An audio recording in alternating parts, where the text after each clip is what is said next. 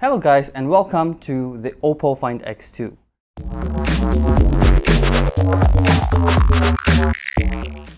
The OPPO Find X2 is a flagship 2 years in waiting.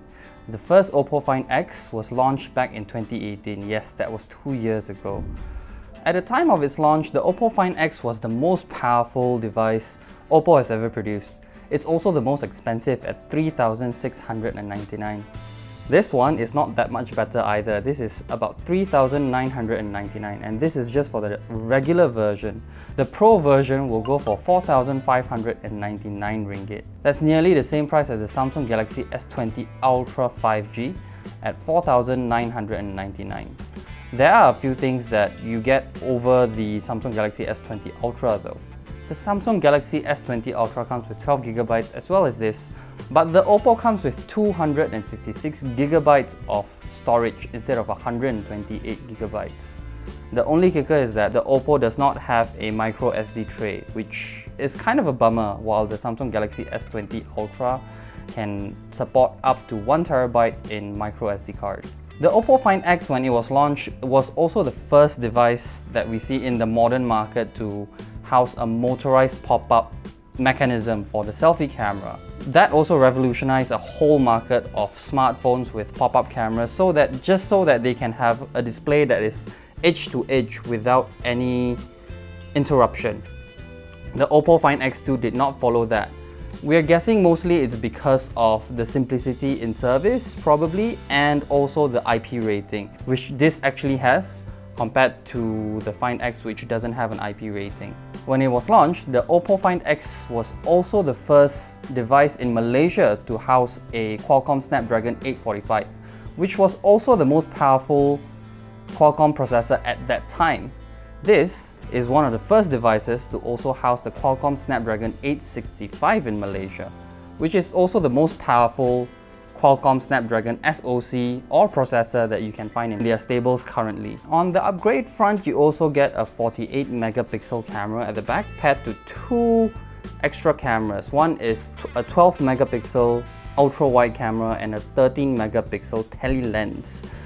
While the only difference between the Find X and the Find X2 Pro is the ultra wide camera or ultra wide lens, which is a 12 megapixel on the X2, and on the X2 Pro it's a 48 megapixel matching the 48 megapixel main lens, which also means that you should get better results on the Find X2 Pro, but in terms of looks, I don't think you're getting that much of a difference. On the Find X2, you're getting the same display as the Find X2 Pro, which is a 6.7-inch QHD+ AMOLED display.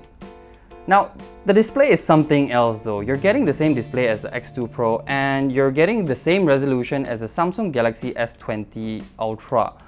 But the difference is that this can go up to 120 Hz.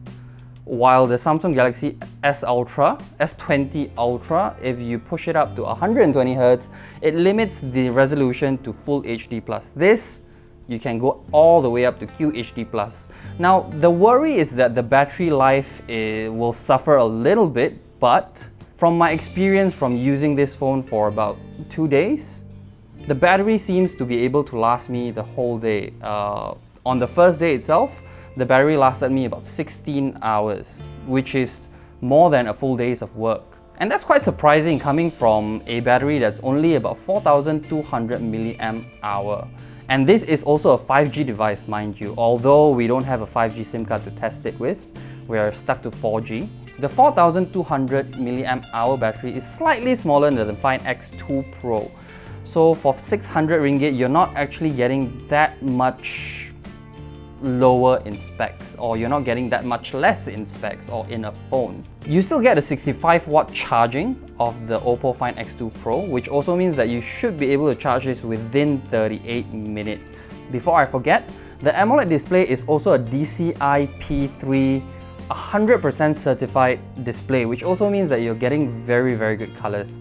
And to be really honest, it is very, very impressive, the colors.